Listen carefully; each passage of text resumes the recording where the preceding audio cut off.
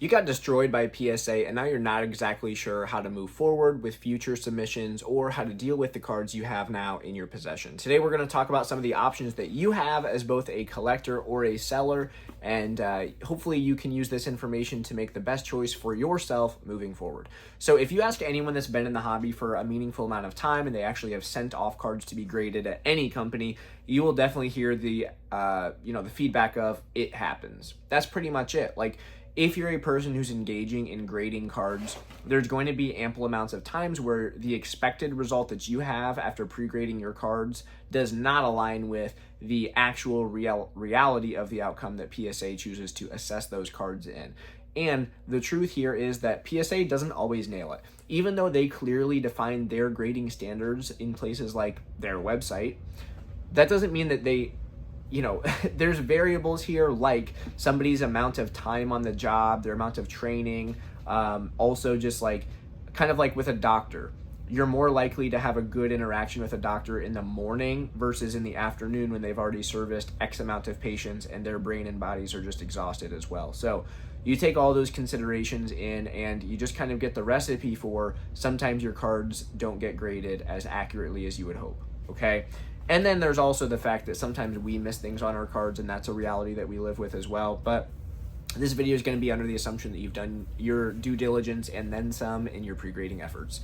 So when you get a submission back, the first choice that you have with this, regardless of the outcome, you can just sell all the cards as quickly as possible and move on. Retrospect, another content creator here on YouTube that runs a much more successful and much larger business than mine, he has coined the phrase "keep it pushing." And what he means by that is sell everything off as quickly as possible, recoup your capital, and then plow that capital that you do have, even if it's less than what you started with, into something in hopes that it's more successful.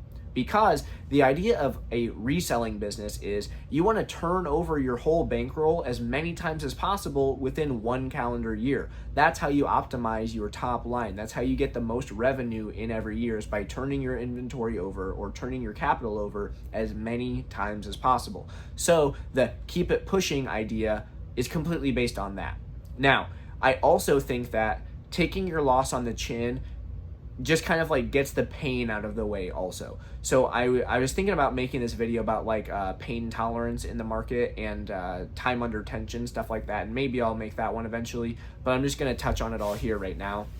It's like when you just get it all over with, you reduce the amount of time that you're experiencing the suffering of those poor grading results, and you just move on to something else. That's nice. That's like a humongous perk psychologically that I don't think that any of us should be like sleeping on necessarily.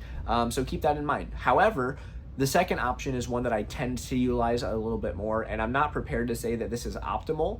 This is just the way of viewing things that I have a preference towards, and that is if I get cards back that are like way off from the expected grade. I'll give an example. I recently got the submission results back for a $45 a card tier submission, so Value Plus, I believe it's called. And one of the cards I sent off in this particular submission was a Gardevoir and Sylveon GX Alt Art. This card has perfect centering, 0 whitening, 0 scratches, and the surface is flawless. This is a shoe-in PSA 10 by their standards. It came back a PSA 9. And that's frustrating. It's tough because I looked over that card multiple times. I spent about $500 on the card, and then the grading fee was another $45. So I've got $550 basically wrapped up in this cost. Okay, they have a PSA buyback offer of $440. So by retrometrics or the keep it pushing standard, I would just take that $100 loss and put the $440 into something that's going to be more successful moving forward now that I have more earned experience. What I'm probably going to do with that card, and option 2, is take the cards that did not get graded in the way you expected them to, reanalyze them, and if you don't find any obvious flaws with those cards, you can do 2 things. Number 1, crack and resubmit that card. We'll talk more about some caveats surrounding that choice. Or you can resend that slab back to PSA for review, and they'll take a look at it while it's in the slab itself. And if they think that they were wrong, they'll put it in a new slab with the new holder, with the new label with its new assigned grade. Okay, And you can usually set like a minimum grade for that. So that can be an option. Let's talk about caveats on both choices though. So number one, obviously when you're cracking a card out of a PSA slab, you run the risk of that card getting damaged in the process. And again, just like how if you ask anyone that's been in the hobby for a while if they've gotten bad grades from PSA before, if you ask anyone that's cracked slabs, you're gonna hear that, yeah, they've damaged a card before. It happens. I've cracked, not an egregious amount of cards, but probably between 1 and 200, and I've damaged a few. It's a non-zero chance of happening, and it stinks. And sometimes the cards I crack and damage have been high value cards before too, and that hurts. But in that situation, you just keep it pushing, right? Like you just sell raw, move on. Now, that's the risk. Once you understand it, you can make a more informed decision on if that's what you're comfortable doing or not doing. The next choice of having the card sent back to PSA for reholder has a little bit lower risk when it comes to you damaging the card. Once it's at PSA's facility, the responsibility or liability should theoretically be on their shoulders. Whether or not they express the damage to you, that might be a conversation for another video.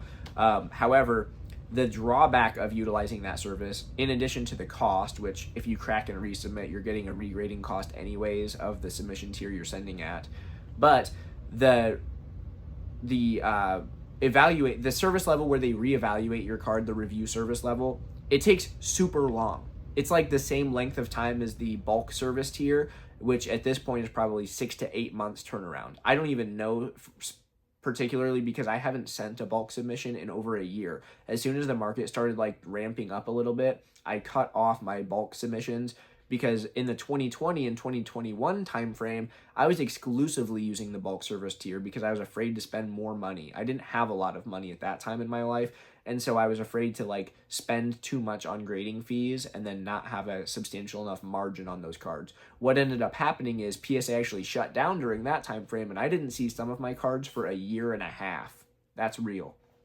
So if you choose to do the review option, which is objectively safer, probably, well, I say objective and then probably, I guess that cancels each other out, but probably the review option is safer in terms of you not damaging the card. However, it's going to take way longer. And when you think about 6 to 8 months in this type of market, a lot can change, right? And so you have to be ready for that possibility as well. It's like, will the value of your card halve?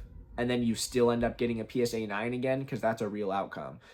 So just kind of weigh those things out as well. If you choose to reevaluate your cards and you try to optimize the grades, the two things that you could possibly do are, number one, you run the risk of damaging the card. Number two, you run the risk of waiting 6 to 8 months and the market changes on you. So just know that. The positive benefit to both of those, though, would be you crack the card, successfully resubmit, and get a 10. Or send the card in for review, however long it takes, you still get the 10. And you can slot that into your collection or sell it for whatever it's worth at that time. The third option, and this is the one I would least recommend, is calling PSA customer support and trying to make the case that these cards were graded wrong, we need to get a second look at them, urgent, this is a problem. Because unlike making a viral TikTok video, calling an entry-level customer support rep is not going to get you anywhere. Again, if you ask anyone who's actually tried that, it was unsuccessful, period. Regardless of who they are, how much money they've made in the hobby, regardless of how long they've been in the hobby, that's not a successful path. And I guess the point is you can't Karen your way into a desirable grade. It's just not going to work. They're not going to reroute you to a grader. They're not going to put the cards back in front of the grader. You're just going to be wasting your time on the phone, in line, or waiting for an email back from PSA that's going to have some generic corporate response not in your favor. So refer back to options 1 and 2. And those are going to be your most successful avenues as far as I can tell with my 7 years of experience in this space. So again, to summarize your two main choices, one with the subcategory is, number one, either take it on the chin, sell off your cards as quickly as possible, try again, or try something different. Or options number 2A being crack and resubmit. Option 2B being send it in for review and hope for the best. That's what we've got so far. Hopefully all of your submissions are successful and fruitful in the future. However, when you find yourself in a situation like I did today, where your grading results aren't necessarily expected on every card, this is kind of a helpful way to think about it that hopefully you can use to see what's optimal for yourself moving forward. With that said, hope you all enjoyed the video, and I thank you all for watching. See you on the next one.